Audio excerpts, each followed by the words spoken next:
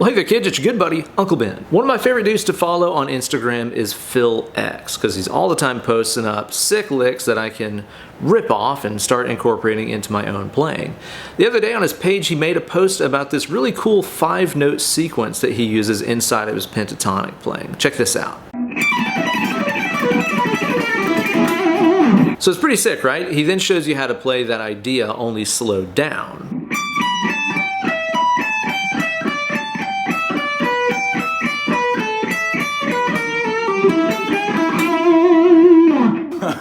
That's how my brain works. That's why it's sloppy. My brain is sloppy. But the thing that really caught my attention about his post is this little lick that he plays towards the end of the video. This one right here. Wait. That's a good one. Missed the note. There we go. Did you catch that? It's kind of like he played a 4-note grouping on the higher string that involved reaching up into the next position of the scale, and then a 2-note grouping on the next string. As soon as I heard that lick, I was like, I bet I can rip that off and twist it around and start incorporating it into my own playing right away. And sure enough, this has proven to be one of the most awesome and versatile licks that I've added into my lick library in a really long time. So in today's video, I'm going to show you guys this idea and how I've already started incorporating it into my playing and how you can start using it for some super shreddy pentatonic licks.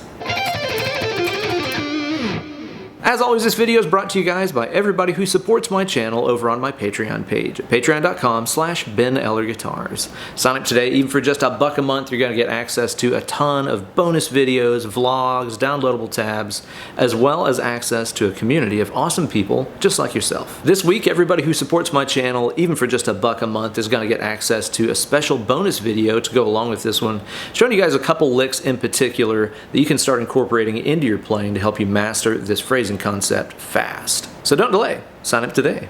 Thanks. Gear-wise for this video, I'm playing this lovely Balaguer Diablo guitar that I got really recently, which is fantastic. It's got Fishman Fluence pickups in here, and I'm playing that into the Fractal Audio Axe FX 3.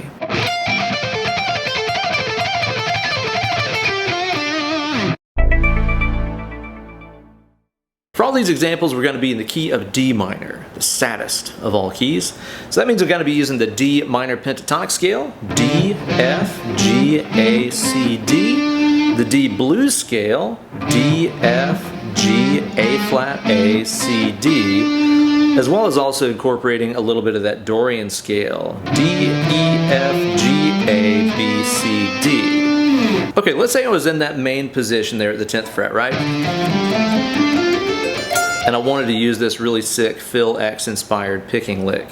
What I could do is to start off here on the F note, the 13th fret high E, and then what I'm going to do here is using my little finger, I'm going to reach up to the next note in the scale, which is the G note. You could relate this to being in like the next pentatonic position if you know those 5 box patterns really well. So I'm going to play the F note, the G note, back to the F note, and then the D note down here at the bottom. That's a 4-note phrase. And then we're going to finish it out by playing 2 notes of the scale on the next string. Okay, so the phrase is like this.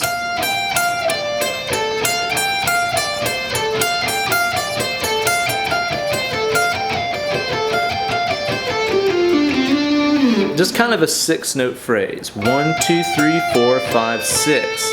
And again, I would loop that by just starting off on that F note every single time. 1, 2, 3, 4, 5, 6. 1, 2, 3, 4, 5, 6. Like that right there. So it's always based around this idea. You have the 2 notes that are in the pattern you're using. You have the note that's up in the next position as kind of your extension to make that 4-note grouping.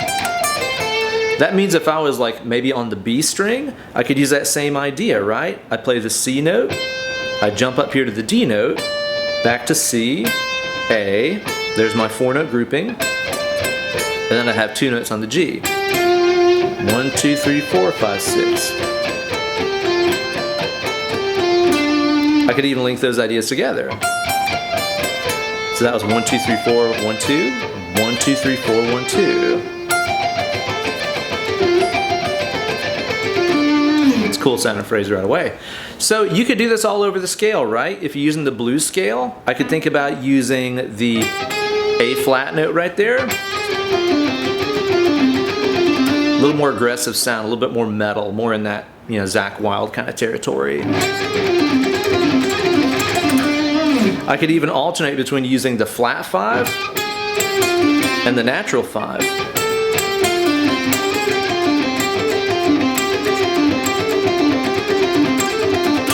It's a really cool sound. So you could take this all over the scale. You just got to be thinking about 3 notes on one string, 2 notes on the next string. You'll notice as you alternate pick your way through this that there's a really seamless feeling going on in the right hand. This is because of the fact that it's all even numbers of notes per string. 1, 2, 3, 4, 1, 2.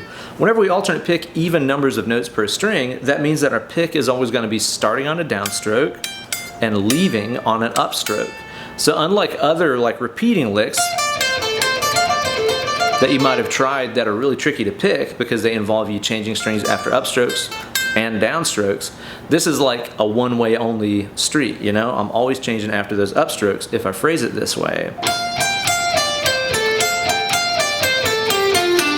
This means if you're a Troy Grady cracking the code enthusiast like myself and you know about downwards pick slanting, this is going to be a perfect lick for you to incorporate into your playing and you'll be able to shred it right away.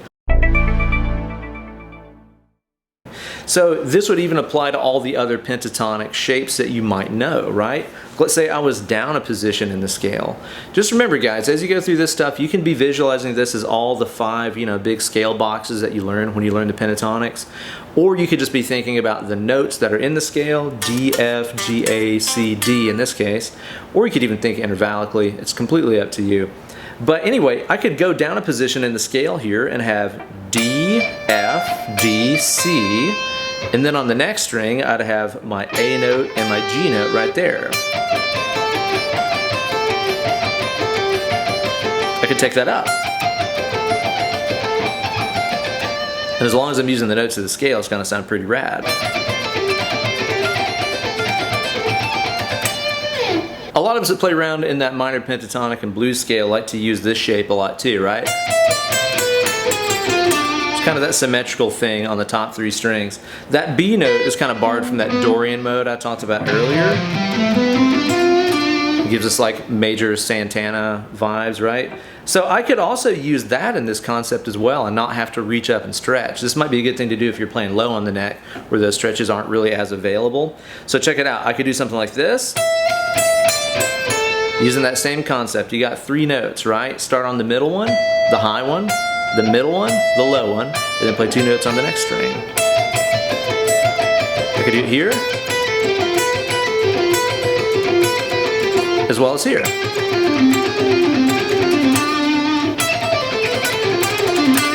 Really rad idea. Again, I've been cycling this over and over, trying to find other ways I can use it in my playing. You could even think about taking the position that you probably know the best,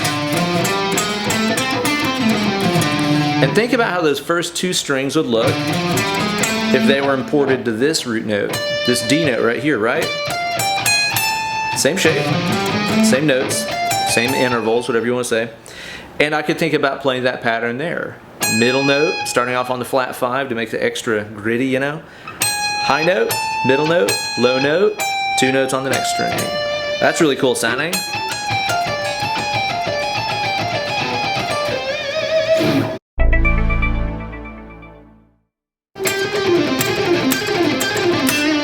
Now rhythmically, these are sextuplets. That's what I've been playing here so far. Since it's a 6-note grouping, it tends to work pretty well if you're trying to cram all 6 of those notes into a single beat like this. Triplet, triplet, triplet, triplet, triplet, triplet.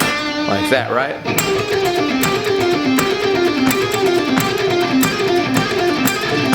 That's probably how you're going to play the lick naturally whenever you pick it up, is phrasing it as 6 per beat.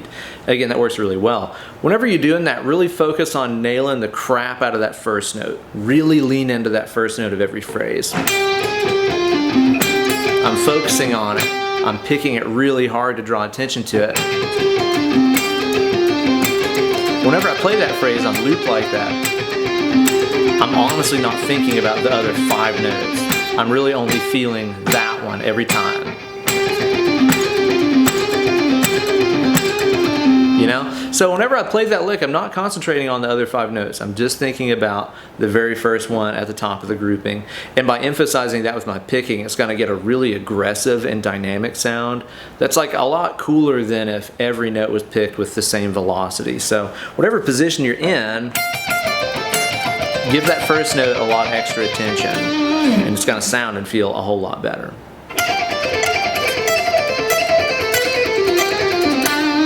So I'm practicing that with the metronome here set at 93 BPM. And again, that's 16th note triplets or sextuplets. But there's another really cool thing you could do here with your phrasing to get some more mileage out of this and vary it up a little bit. I'm always really into the idea of playing licks that are designed for a certain rhythm feel with a different rhythm feel and kind of doubling my mileage, you know? Okay, so think about it this way. If I was playing 16th notes, like that, right? That means that there's 4 notes per beat. Now, if I do that for 4 beats in a row, 1 E and a, 2 E and a, 3 E and a, 4 E and a, that's a total of 16 notes, right? Hence 16th notes. Okay, so 16 notes over 4 beats. If I play this lick once, that means I have 6 notes, right? If I play it twice, that means I have 12 notes. That means if I fill in the rest of the gap with 4 notes, I now have a 16 note long phrase. 6, 6, 4, right? That means if I play that phrase as 16th notes, it's gonna fit evenly across 4 beats. Let me show you what I mean. I'm gonna set the metronome here at 100 BPM. 1, 2, 3, 4.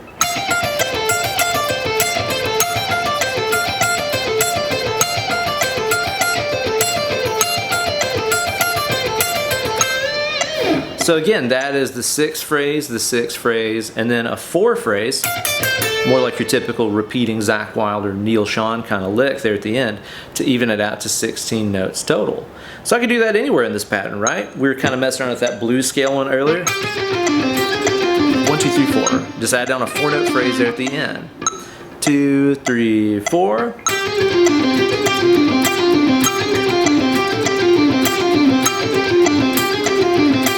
6, 6, 4, 6, 6, 4. And it fits evenly in that timing as well. And actually sounds like a completely different lick. It's cool because then the starting point of the lick isn't like on the downbeat every single time, like it is when you're playing 1, 2, 3, 4, 5, 6, 1, 2, 3, 4, 5, 6 as the sextuplets. So it really changes up the sound of the lick a lot if you phrase it that way. Just think about all the ways you could combine this, right? So what if I did 1, 2, 3, 4, 5, 6, 1, 2, 3, 4, 5, 6, and then my 4-note phrase is walking down the scale more, right? 6, 6, 4. Now I could start from there in the scale. 6, 6, 4, then maybe even from here. That'd be a really long phrase that kind of moves up the strings like that, and you're not just repeating the same thing over and over again.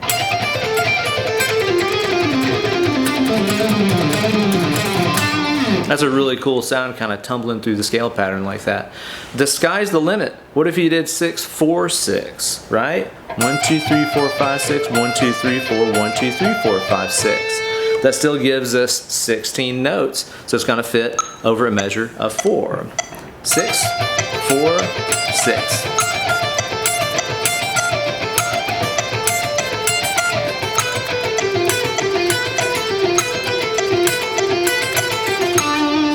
Really awesome. And again, you could even take that idea moving up.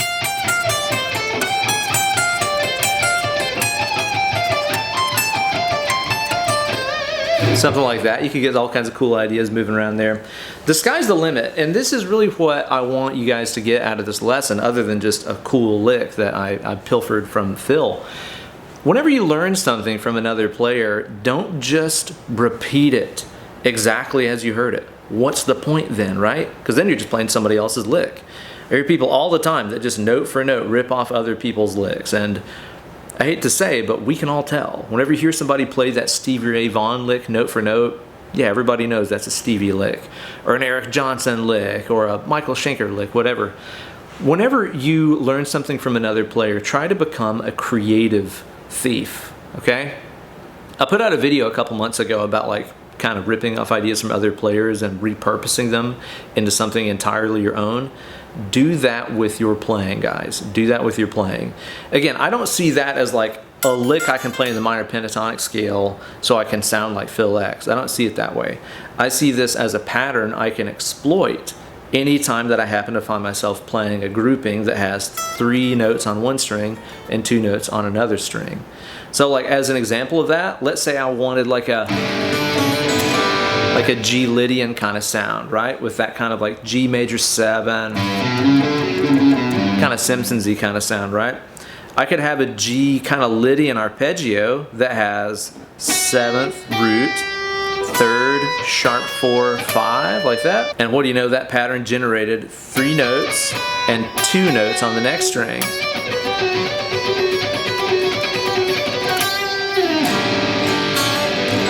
Kind of gives you that like exotic kind of Hirajoshi scale sort of thing if you use it in the right context too. So again, keep that in mind as you play these ideas, and I want to see what you guys can do with them too and mutate this idea around the same way I did from Phil's idea. Be sure to tag me on Instagram with whatever cool licks you come up with that utilize this pattern. My handle over there is @BenEllerGuitars. Give me a follow over there. And like I said, put up a video of yourself shredding a cool idea using this pattern. Tag me, tag Phil X, because it really all kind of started with him.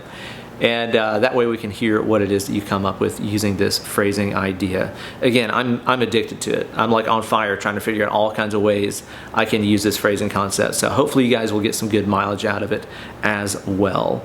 Thank you guys so much for watching. Thanks to Phil X for being a constant inspiration and a great hair role model too.